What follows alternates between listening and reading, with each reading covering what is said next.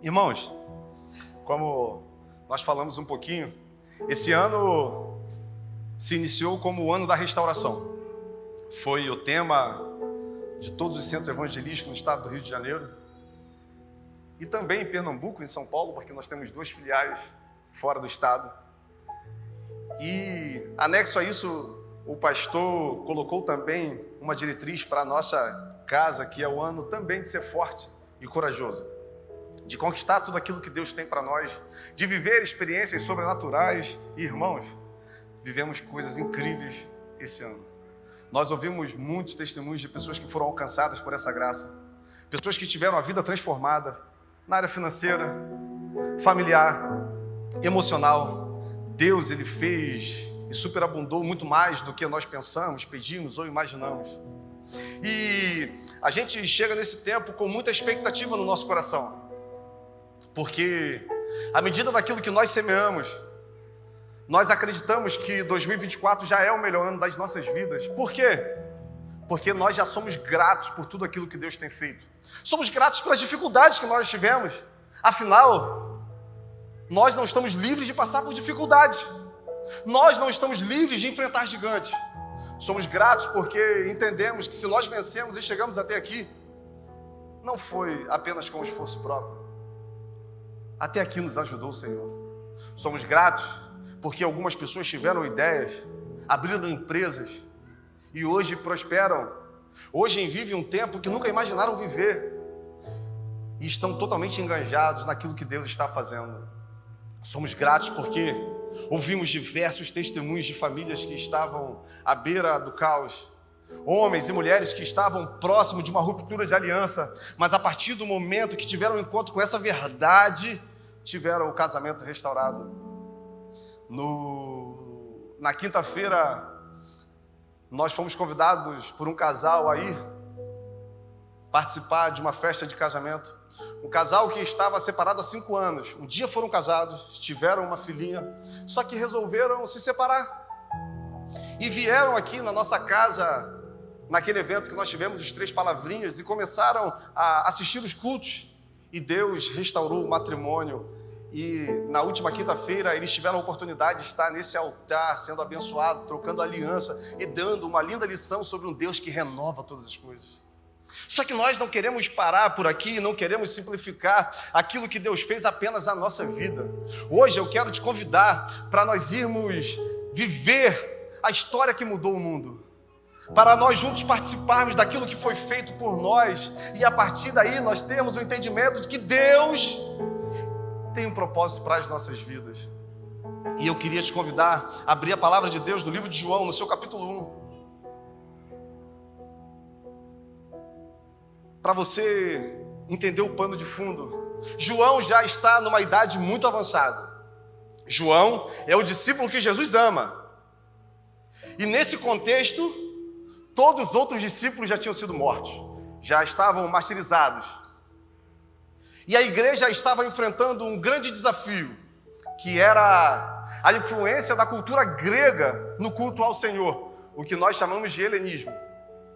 A cultura grega se associou à religião judaica e juntos criaram um movimento agnóstico.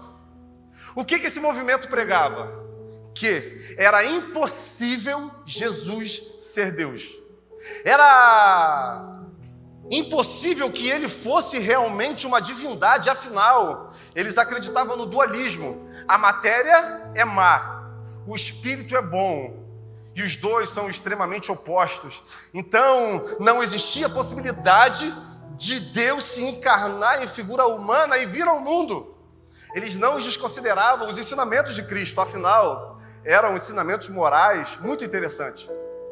Eles até acreditavam na possibilidade de Jesus Cristo ser um profeta. Mas Jesus ser Deus, isso não é possível.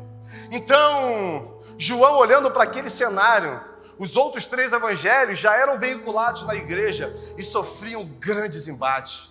Mateus, Lucas e Marcos, eles eram muito questionados. E João então resolve escrever um livro que mudou a história do cristianismo para sempre. O livro de João é o livro mais lido. E agora eu gostaria de te convidar a entrar na história junto comigo. João, um homem já idoso, de repente ele começa a escrever, e eu quero te convidar a ler comigo o versículo 1. No princípio era o Verbo, e o Verbo estava com Deus, e o Verbo era Deus. Ele estava no princípio com Deus. Todas as coisas que foram feitas por intermédio dele. Sem ele, nada do que foi feito se fez. A vida estava nele, e a vida era a luz dos homens. A luz resplandece nas trevas, e as trevas não pode conter a luz. João, ele vai muito além. João, ele consegue transpor qualquer pensamento que qualquer pessoa já tinha tido sobre Jesus Cristo. Ele não fala apenas da divindade. Ele fala que no início de todas as coisas, Jesus estava lá com Deus. Ele consegue mensurar que sem a participação direta de Jesus Cristo, nada do que existe teria existido. Por quê? Porque tudo veio dele. Ele não se prende ao espaço, ele não se prende ao tempo, ele não se prende à matéria, ele vai além. Ele fala sobre um Deus que é eterno e que diretamente participa com o Pai daquilo que iria ser feito na terra. Porque no princípio ele era o Verbo, antes que tudo existisse.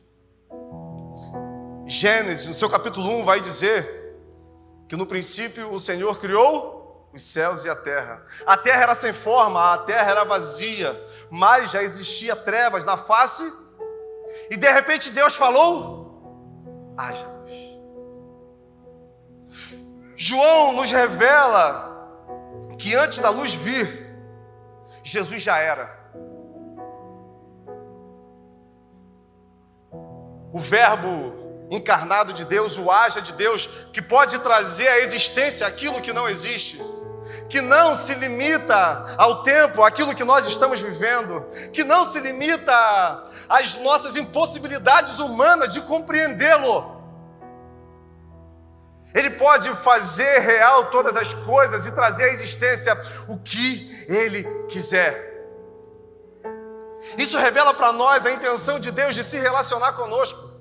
Por isso, logo depois de criar todas as coisas, de fazer tudo aquilo que seria necessário para o homem conseguir sobreviver na terra, Ele faz um jardim, e Ele coloca um homem, Adão, e depois da costela de Adão, Ele cria a mulher, Eva.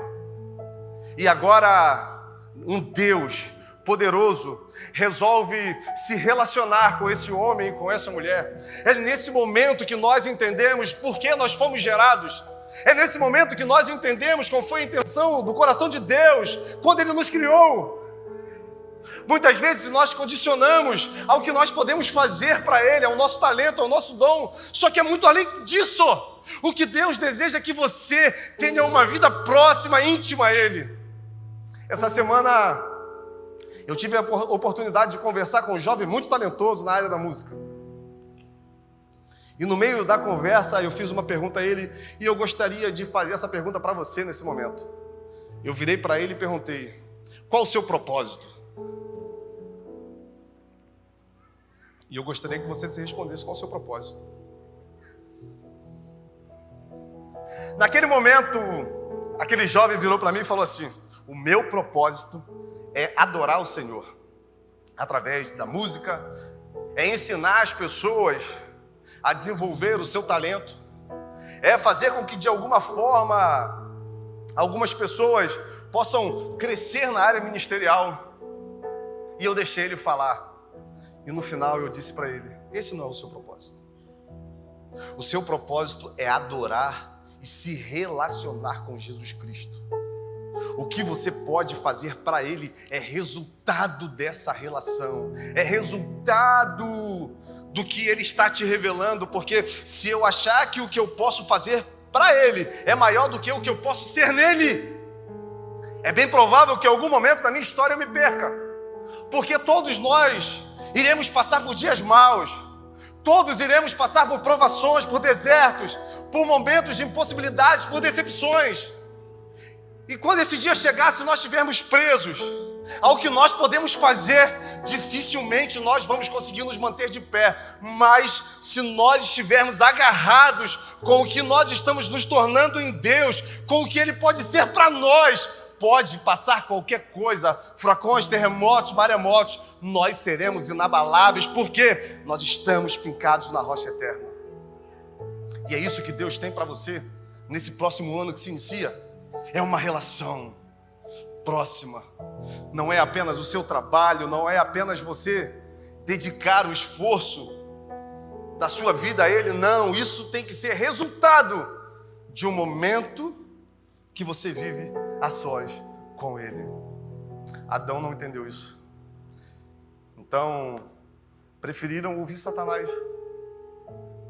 Preferiram quebrar um princípio que tinha estabelecido pelo próprio Deus.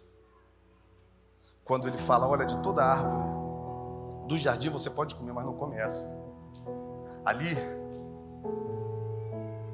o desejo de fazer a sua vontade foi mais forte do que o desejo de obedecer ao Senhor.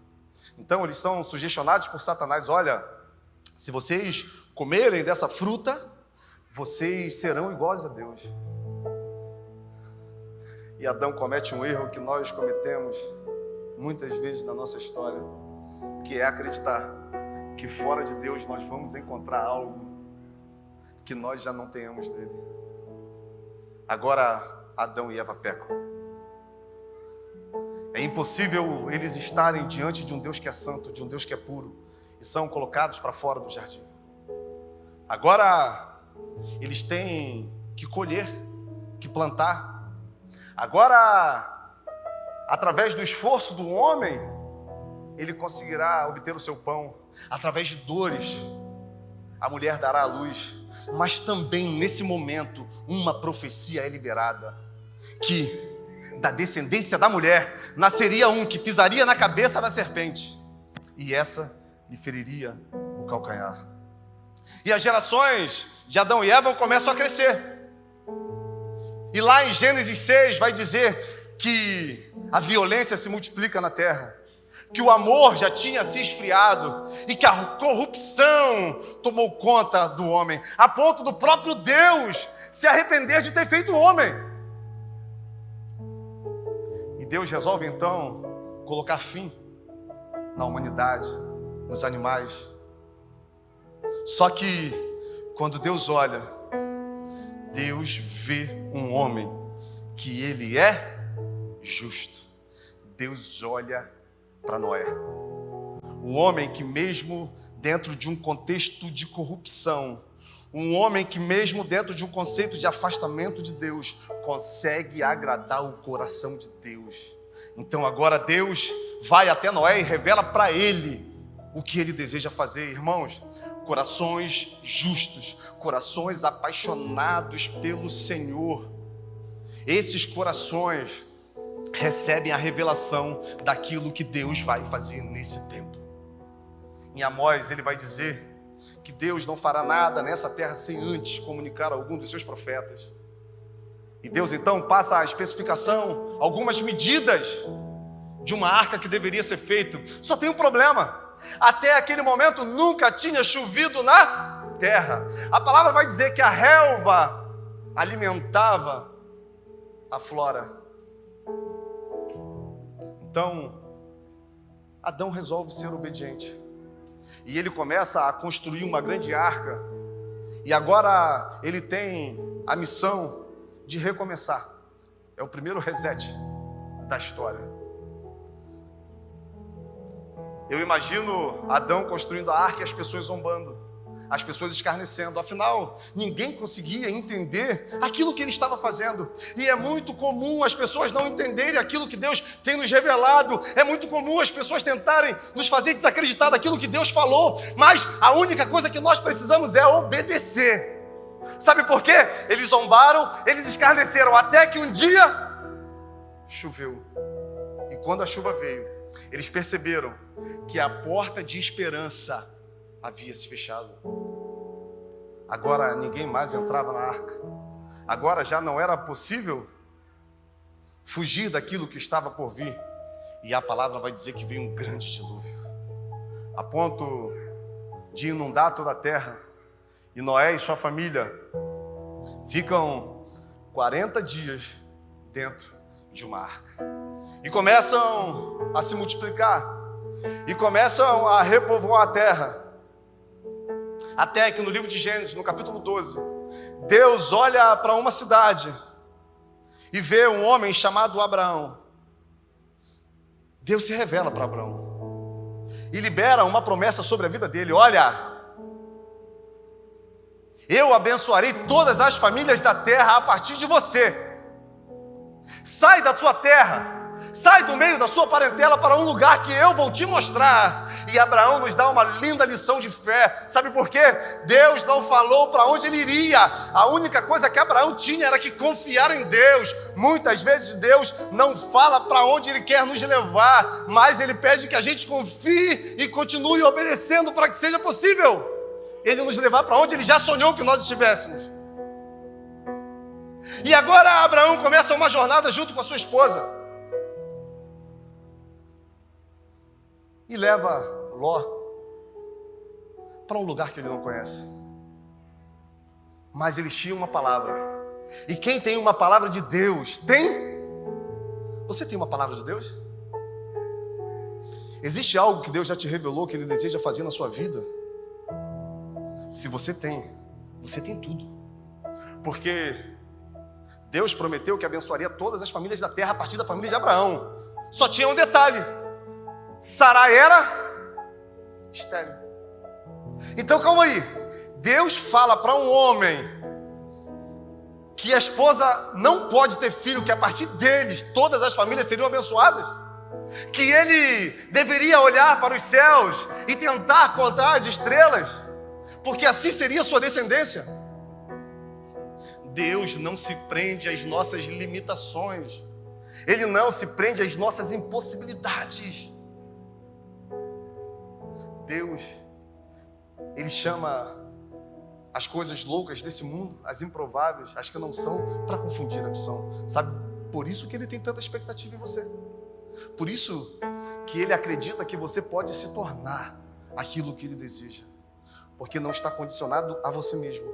Não está condicionado a nada que não seja a vontade dEle. A única coisa que nós precisamos é acreditar e obedecer. E Abraão agora tem o filho da promessa. Isaac nasce. Uau! Aquilo que Deus prometeu, o seu maior sonho, o seu maior tesouro, agora está em suas mãos. Até que a palavra vai dizer que Deus resolve testar o coração de Abraão e pede que ele sacrifique seu único filho. E ele sobe ao monte, preparado para fazer aquilo que Deus pediu a ele. Quantas são as vezes que Deus coloca coisas em nossas mãos e nós pegamos para a gente como se fosse nossa? Muitas coisas que Deus coloca nas suas mãos, o que Ele deseja é que você devolva para Ele. O que Ele deseja é que você correlacione isso a Ele, que você olhe e perceba o quanto Ele foi fiel com você, e você seja fiel a ponto de não se prender a nada que não seja a sua presença. E Abraão resolve. Então, se é isso que o Senhor quer, imagino com muita dor no coração, imagino que com muitas dúvidas, mas uma certeza: Deus proverá para si o cordeiro. E na hora que ele puxa a adágua, o anjo aparece. Já estava sendo apontado para aquilo que aconteceria anos depois. Um Deus que sacrifica o seu único filho por amor a pessoas que não merecem. Isaac cresce. ouvindo os milagres, ouvindo tudo aquilo que tinha sido feito na vida dele, e se casa com Rebeca. E tem 2 filhos, Jacó e Esaú. A palavra vai dizer que dali nasceria 2 nações, eles já brigavam no ventre da sua mãe, mas já existia uma palavra sobre Jacó, porque Deus revela para Rebeca que o menor, ele governaria sobre o maior, e eles crescem.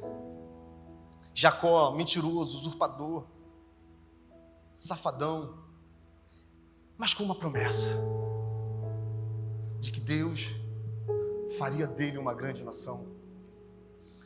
E ele, depois de passar a perna no seu irmão, no seu pai, ele resolve fugir e vai para as terras do seu tio Labão. Lá ele se casa, primeiro com Lia, o seu tio passa a perna nele, depois com a mulher que ele amava, Raquel, e ele tem 12 filhos. Só que um filho tinha uma palavra, e Deus revela essa palavra para ele em sonho, quando diz: olha, o sol, a lua e as estrelas vão se prostrar diante de ti. E eu imagino agora José, junto com seus pais, com seus irmãos, tomando aquele café, quem sabe almoçando, e dizendo: olha, eu tive um sonho, que o sol, a lua e as estrelas vão se prostrar diante de mim. Seus irmãos, agora movidos por inveja, resolvem matar aquele jovem.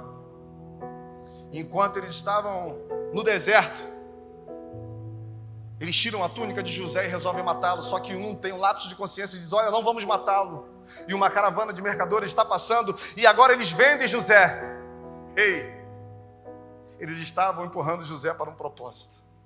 Muitas vezes o deserto das nossas vidas, eles apagam da gente a ideia de que aquele é o começo daquilo que Deus quer. Porque a nossa alma, ela só se dá conta do quanto nós precisamos de Deus quando todas as nossas possibilidades humanas, elas se esgotam. Quando nós nos sentimos decepcionados, magoados, frustrados, quando já não temos o que fazer, é nesse momento que Deus revela para a gente que mesmo naquele cenário, Ele pode nos apontar um caminho de transformação. E foi assim com José, e ele vai crescendo e passando por injustiça. Agora está numa cadeia, até que Faraó tem um sonho de vacas gordas e vacas magras, e José, ele consegue decifrar esse enigma de escravo a governador. Olha os caminhos de Deus, verdadeiramente os caminhos do Senhor, como diz Naum, eles são no meio das tempestades e das tormentas. Uma grande fome sobre Israel. Jacó então pega alguns dos seus filhos e manda que eles vão até Egito, para que lá eles possam comprar semente. Sem saber, eles estavam indo encontrar aqueles que um dia eles venderam. José, depois de um tempo, manda que o seu pai vá.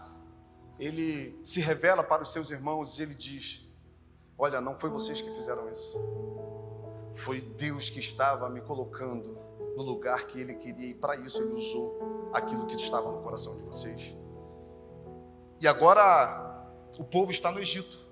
Só que o povo começa a crescer muito, e José morre, e o faraó morre, e o novo faraó começa a temer aquilo que o povo podia fazer, porque se eles começam uma rebelião, se eles resolvem se levantar contra o reino, provavelmente o caos seria instalado. Então, vamos fazer o seguinte: avisa para as parteiras que qualquer hebreia que der à luz, que o filho for um menino, esse deve ser sacrificado na hora. Só que em uma daquelas tendas tinha uma mulher chamada Joquebede, e ela estava dando à luz a um menino, que aquele seria o libertador do povo de Deus. Num cenário de impossibilidade, todos têm que ser mortos, mas ela resolveu esconder o seu filho. E no momento que ela escondeu, que ela viu que não dava mais para manter aquele menino sob sigilo, ela resolve lançá-lo ao rio. Deus então faz com que esse cestinho chegue até uma das filhas de Faraó. E aquele jovem cresce no reino. E aquele jovem cresce em conhecimento. Até que um dia ele coloca no seu coração de ir visitar os seus irmãos hebreus que estão escravizados. Chegando lá, ele percebe um soldado egípcio espancando um hebreu e ele mata o soldado. Esconde o corpo. Dias depois, ele vai lá novamente, vê 2 hebreus brigando e ele fala: olha, não briguem, vocês são irmãos. E um daqueles homens diz: olha, você vai fazer com a gente o que você fez com esse soldado? Moisés tem medo e foge para o deserto.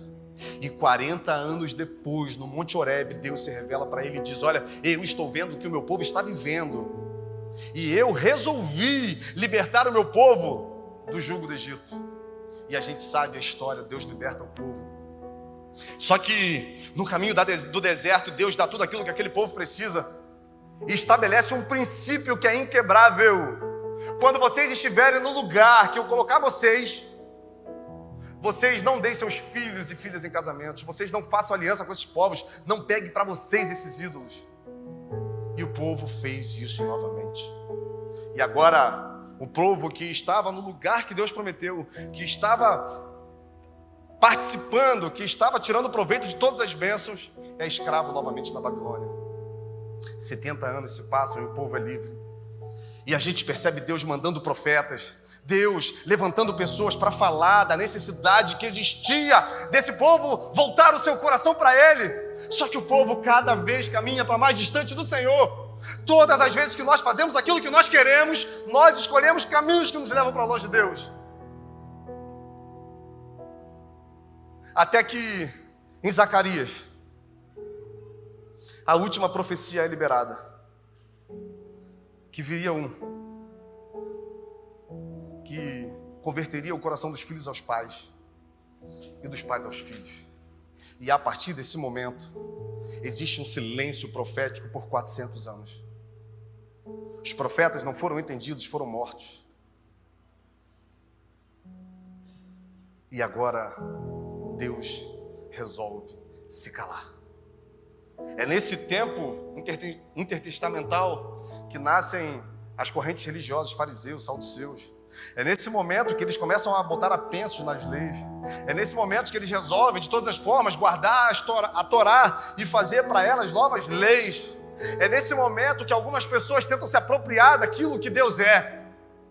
Só que eles não sabiam que Deus já estava olhando para uma mulher, que na palavra vai dizer que é uma virgem. Até que um dia o anjo se revela para ela e diz que do ventre dela nasceria aquele que seria o governador da história, o Messias prometido, porque toda essa história que eu te contei só aponta para um lugar: a vinda de Jesus Cristo para resgatar a humanidade que estava caída. Porque quando Adão peca, o pecado entra no mundo e todos nós pecamos. E o pecado não nos dá condições de fazer a vontade de Deus. O pecado não nos dá condições de ter novamente acesso a Deus. Agora, existe um véu, existe um muro. Só que Maria diz para o anjo: olha, é impossível. Eu não sou casada. Eu nunca tive relações com meu esposo. E o anjo diz: descerá sobre você o Espírito Santo de Deus, e o poder do Altíssimo te envolverá. E agora eu imagino Maria gerando aquele que seria o Salvador. Imagina o peso que estava sobre o ombro dessa mulher. Imagina a responsabilidade que ela e José tinham. Afinal, eles estavam participando diretamente de uma interferência dos céus na terra. Porque eu imagino agora os céus, os anjos olhando para aquilo que está acontecendo, cheios de expectativas. Afinal, aquele que será o Rei dos Reis está para nascer. E Maria tem uma gravidez normal, comum. Só que, de repente, uma estrela brilha nos céus. E os reis magos resolvem seguir aquela estrela acreditando numa profecia. e vão até os conselheiros de Herodes e perguntam: onde há de nascer o menino que será o rei dos judeus? Quando Herodes fica sabendo daquilo que está para acontecer, fica apavorado.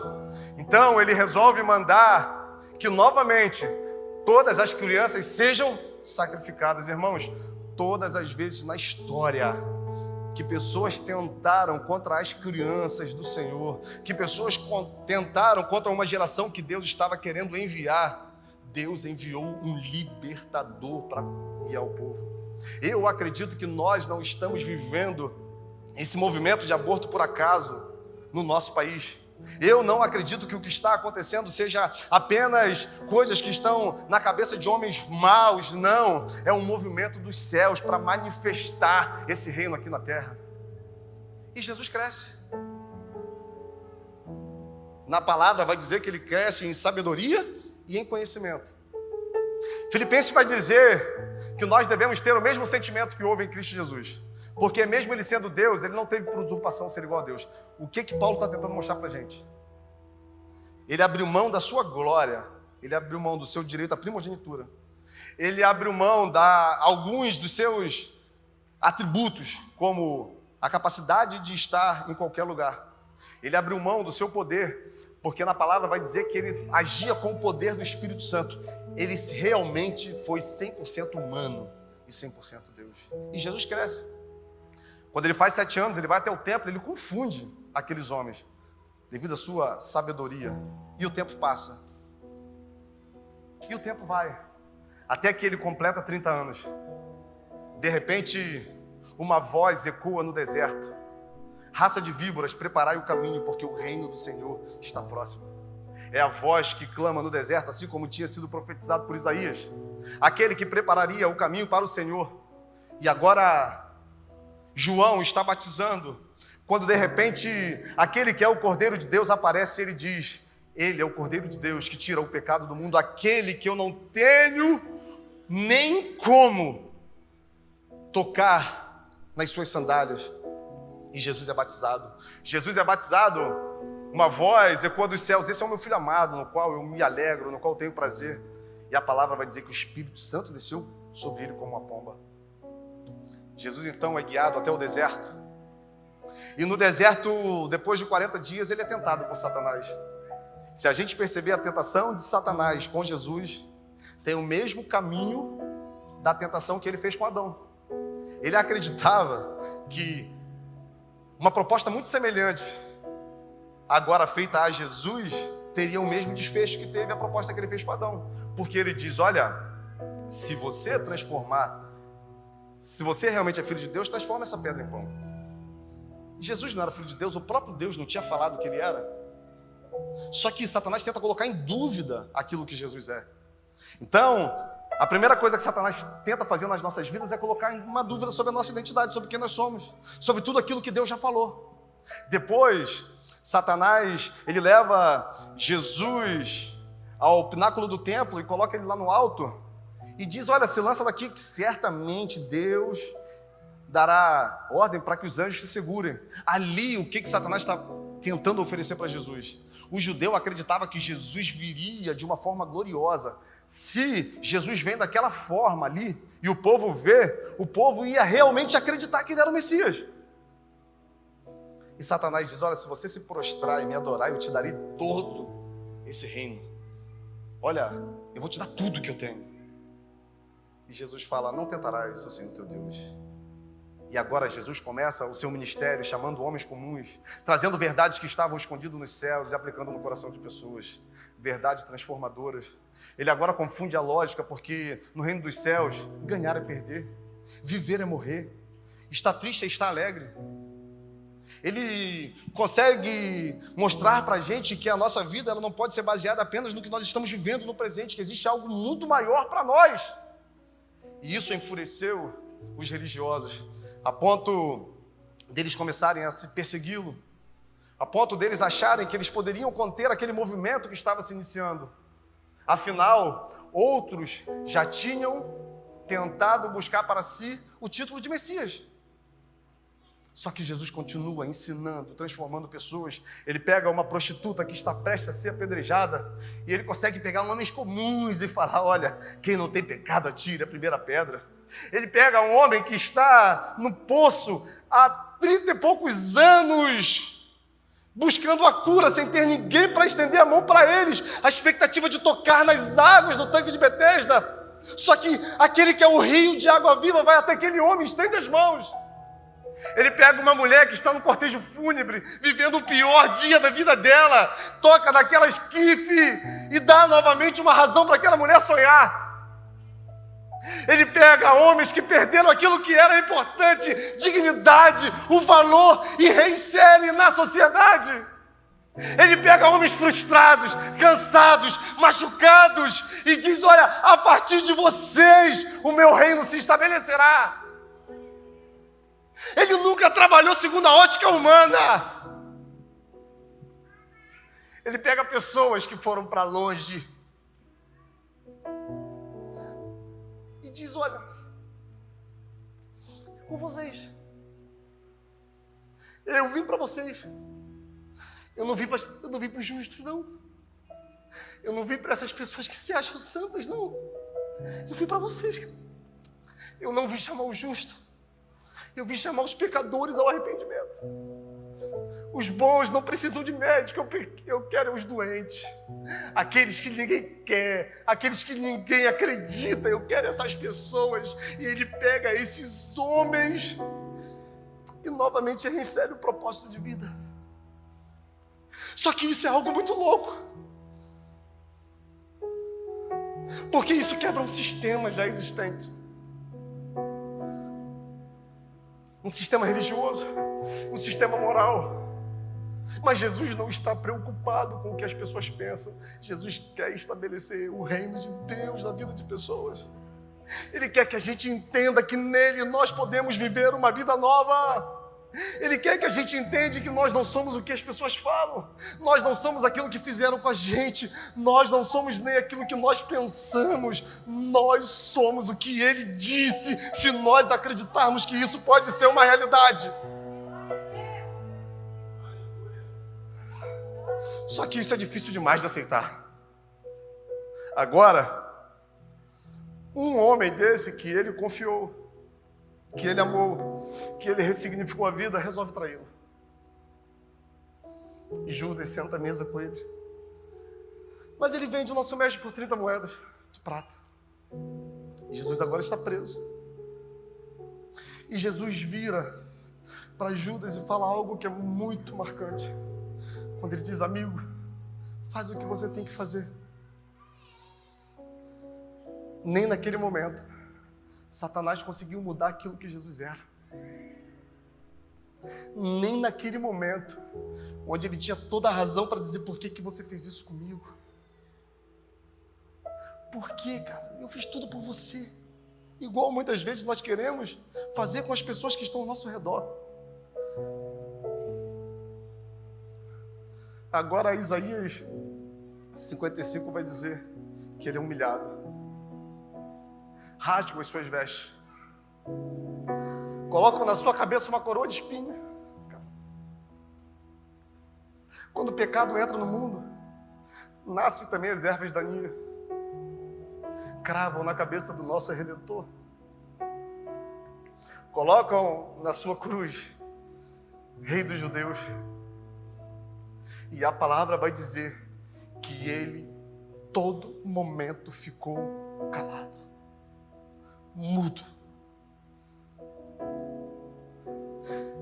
Todo o peso do nosso pecado estava sendo descarregado em Jesus naquele momento.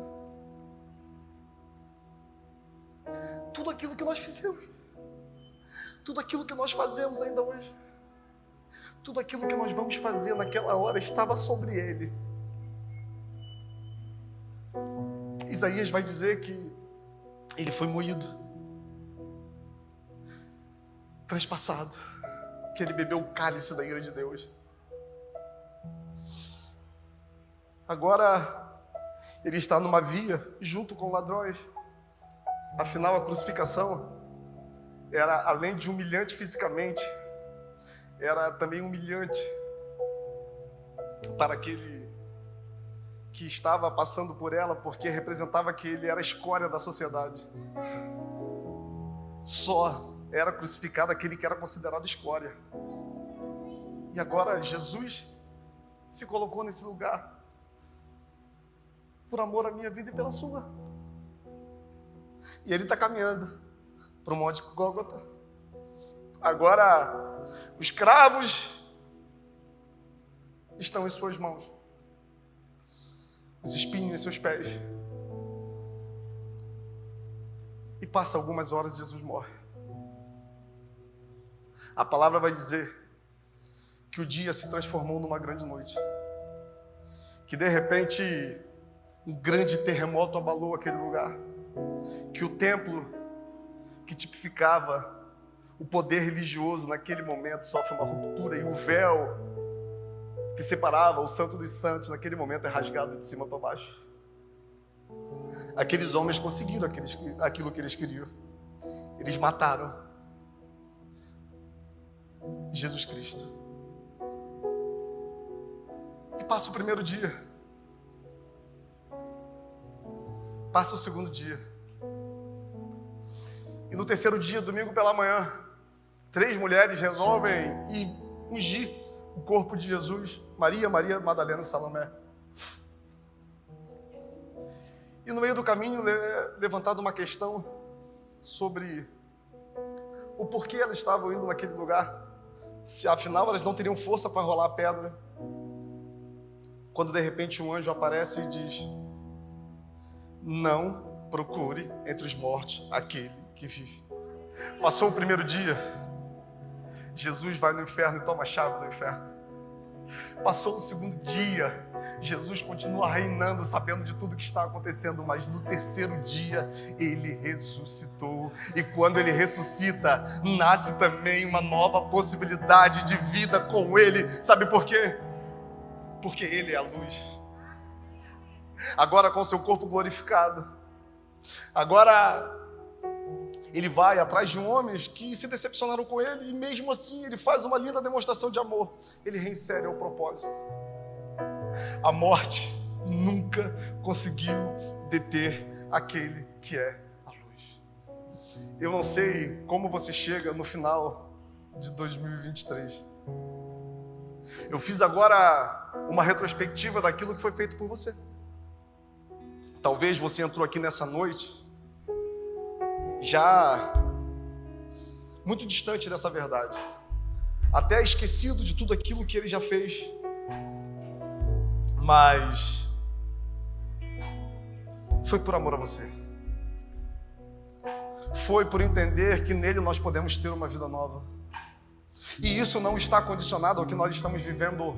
Eu gosto muito de frisar isso, porque eu lembro que eu estava dentro de uma boate, totalmente embriagado, quando uma voz ecoou no meu ouvido: eu renovo todas as coisas. Então não é sobre você, muito menos sobre o que você tem feito na sua vida. É sobre o que você pode se tornar a partir do entendimento de que ele é o Cordeiro de Deus que tira o pecado do mundo. E eu gostaria de te convidar a ficar de pé. Verdadeiramente, ele é o Cordeiro de Deus que tira o pecado do mundo. Eu gostaria de orar com você, que nessa manhã entrou nesse lugar, mas você já perdeu realmente a noção daquilo que foi feito por você. Você hoje vive uma vida lutando por suas prioridades e tem realmente deixado de experimentar o propósito pelo qual você foi criado. Eu sei que precisa ter muito discernimento de espírito para entender isso, mas Deus, Ele não quer apenas te colocar em um novo ano, em um novo ciclo. Ele quer que você entenda que é necessário Ele te governar nesse novo que vai vir. É necessário que você, a partir de hoje, entregue a Ele a sua vida, a sua mente, na certeza que todas as outras coisas serão acrescentadas. Então, se essa palavra fez sentido para você, se de alguma forma o Espírito Santo te tocou e você entende que está sendo chamado para viver uma vida nova, eu gostaria de te convidar a sair do seu lugar e vir até o altar para nós orarmos juntos. O Ministério de Louvor vai continuar tocando, mas eu gostaria de te convidar para nós aqui celebrarmos aquilo que foi feito por nós. Você que entende que precisa de uma vida nova em Deus, eu também gostaria de te convidar. Eu queria pedir para essas pessoas chegarem um pouquinho para frente. Mas você que hoje precisa entregar sua vida ao Senhor, Deus te trouxe até aqui, você está sendo incomodado na sua casa para vir nesse lugar e entende que hoje você precisa entregar a sua vida a Jesus Cristo. Eu queria te convidar também a sair do seu lugar e vir aqui, amém? Obrigado, Jesus. Obrigado, Deus, porque mesmo o Senhor sabendo que nós nunca iremos merecer o que o Senhor fez por nós, o Senhor resolveu nos amar, nos dar uma segunda chance de viver uma vida nova em Ti, Jesus. Pai, abençoe essas pessoas que estão aqui na frente, Deus, que reconhecem que precisam de uma vida nova, assim como o Senhor fez na minha vida. Restaura esses corações, Deus. Se revele para eles, para que a partir de hoje eles tenham experiências profundas com o Senhor e a vida deles nunca mais seja a mesma. Pai, coloca todo pecado no mar do esquecimento. Arranca as arestas, Pai. Deus, restaura o que precisa ser restaurado. E principalmente, Jesus, coloque o nome dos seus filhos no livro, Pai. No livro da vida. O livro que foi separado para aqueles que o Senhor escolheu. Pai, que nenhuma acusação, nenhum dardo inflamado do maligno tenha validade sobre a vida dessas pessoas. Que elas possam verdadeiramente, a partir de hoje, viver uma vida nova no Senhor. Como diz, todo aquele que está em Cristo, nova criatura é. As coisas velhas se passaram e tudo se fez novo. E é isso que eu quero declarar. Aliança renovada, saúde emocional renovada, saúde física renovada, saúde financeira renovada, saúde espiritual renovada, saúde ministerial, Deus, renovada. A partir de hoje, seus filhos e filhas estão livres para viver uma vida nova no Senhor. Muito obrigado, Pai, por tudo que nós vivemos nessa manhã. Muito obrigado pela Tua palavra que despedaça os nossos corações, que nos liberta de nós mesmos, nos leve na paz, para que nós possamos ter, Deus, um dia abençoado junto com os nossos familiares. Deus, continue manifestando essa palavra durante todo esse dia nas nossas vidas. E em nome de Jesus, nós possamos estar aqui à noite, Pai, edificando a nossa fé, felizes com aquilo que o Senhor já tem feito. Vai na paz, meu irmão. Tenha o melhor domingo da sua vida. Que Deus te abençoe. Se você pode, dê uma linda salva de palmas ao Senhor, porque Ele é bom.